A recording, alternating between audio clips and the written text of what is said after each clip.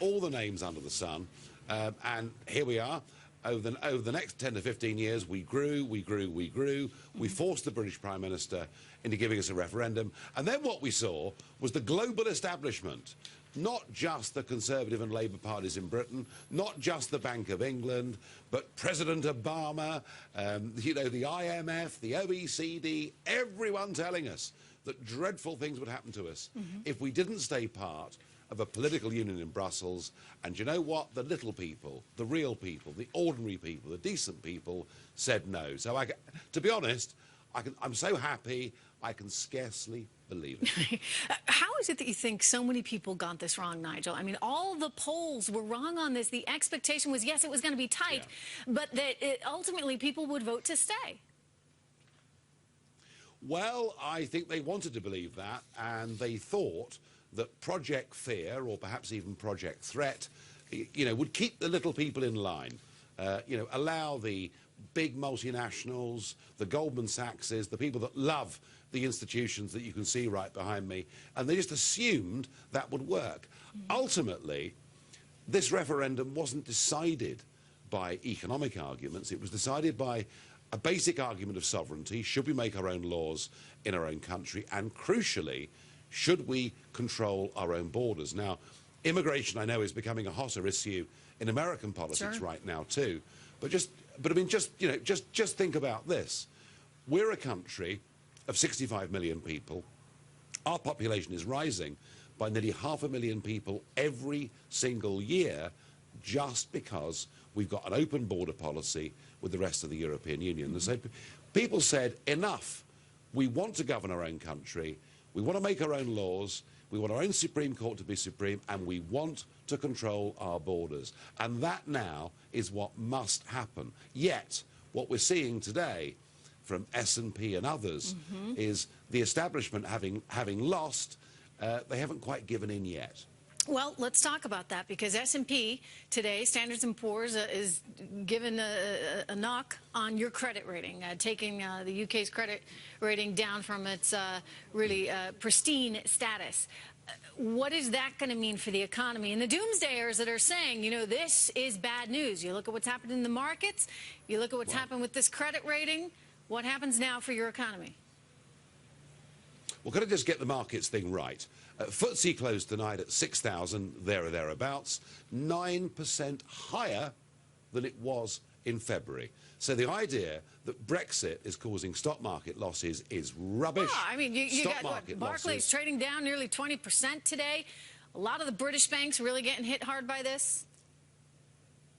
Well, you know, one of the reasons Barclays is down is that Barclays took a massive punt on Remain winning. They were long sterling, you know, at nearly 150, which, by the way, again, a lot higher than it was back in February, and they were long equities. So Barclays, you know, frankly, got their losses handed to them on a plate, and it served them right for taking the positions that they did. Now, on sterling, let's get some perspective here too, shall we? Because don't forget, before I was in politics, I had a proper job trading in commodities and currencies. So you know this stuff. So I do know.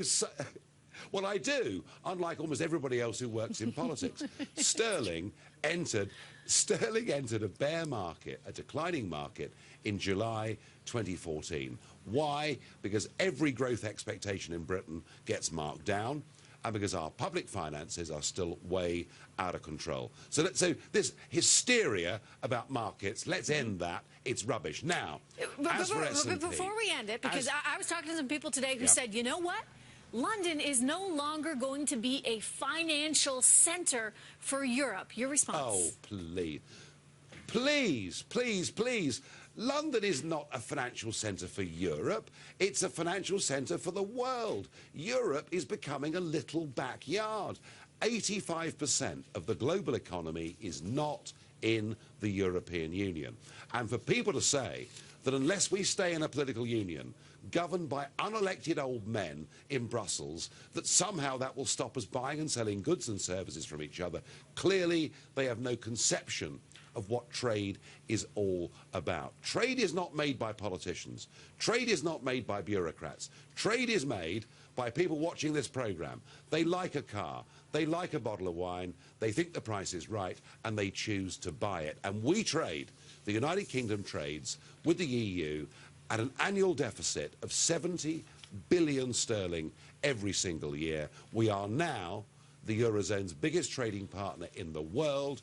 And let me tell you something, hundreds of thousands of jobs in the German car manufacturing sector depend on good trade links with the United Kingdom. So these arguments are spurious. These arguments are being put let me ask you about by another a global argument that's out political there. elite. I hear you. I, for one, agree with you in terms of trade, and that's not going away, and London will remain a financial center. No. But the other thing you keep hearing is that there is going to be a systemic problem on the way, because if you guys go, then, you know, who's to say France won't go? Who's to say Greece or Italy or Portugal won't go next?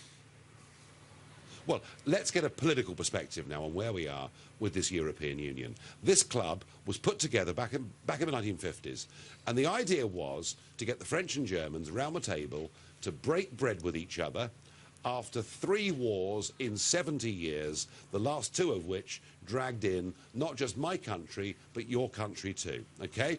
So the idea of cooperation, the idea of trade was absolutely sensible. But what this has now become is a political union. They want to build a United States of Europe.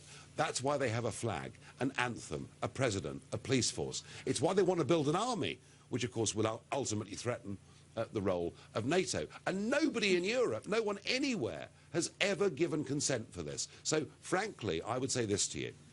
If the Danes now vote to leave, what's wrong with that? Let's have a Europe of sovereign nation states being friends together, not a false political union. So how do you confront the threats out there in the way of Vladimir Putin and ISIS? If you're not united together, can you still be as strong when faced with these challenges?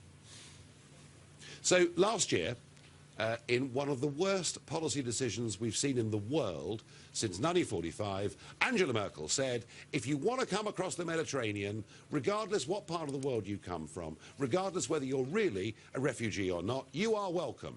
And 1.8 million people made that crossing last year. When ISIS say they will use the migrant crisis to flood the European continent with their jihadi fighters, I suggest we take them seriously. And just 3 weeks ago, the German authorities foiled a bomb plot in Dusseldorf, and all 4 of those people had come in last year on those migrant boats, and the Germans are now investigating and hunting down another 180 terrorist subjects. Please don't tell me that being together in the EU is making us safer. It's doing quite the reverse. Vladimir Putin. That's the other aspect to all of this. People are saying, you know, Putin's doing a dance right now. He's thrilled. He wants the Europeans to be less powerful, and he sees this as making them less powerful. Your response to that, Nigel? Well, ultimately, let me say this. Vladimir Putin behaved in a more statesman-like manner than President Obama did in this referendum campaign. How so? Obama came to Britain, and I think behaved disgracefully, telling us we'd be at the back of the queue. I think you guys say line rather than queue. You know, treating us, America's strongest, oldest ally. In this most extraordinary way, Vladimir Putin maintained his silence throughout the whole campaign. I'm not a fan of Vladimir Putin, but you know, the Ukrainian crisis actually was sparked by the European Union saying they wanted to extend their borders to take in the Ukraine, which Putin took as being a direct threat. Now, my view on Putin and the Russians is, you know, don't poke the Russian bear with a stick. If you do, you're bound to get a response. So, a more isolationist Britain is what you would like to see? No, a global Britain, please. Look, we are the world's 5th largest economy, and yet because we're part of this outdated customs union, big business cartel, we are prohibited and forbidden from making our own trade deals, our own relationships globally. Let me ask you this. That for a country, a country that speaks English, a country that is mercantile by its history, is mad. We are leaving a failed political union and we're rejoining a bigger, better, modern 21st century world. What does this mean for us here in the U.S.? One commentator made the point to me today that he thought it was good that we have historically had a great relationship relationship with you guys, and that we actually may have a better one because you're more potentially with us as opposed to, say, Europe. Thoughts? Well, I would say this to you. Militarily, the direction the European Union is going in threatens NATO, and the fact we've opted out of all of that means that the two of us together can continue to be the closest military allies in the world.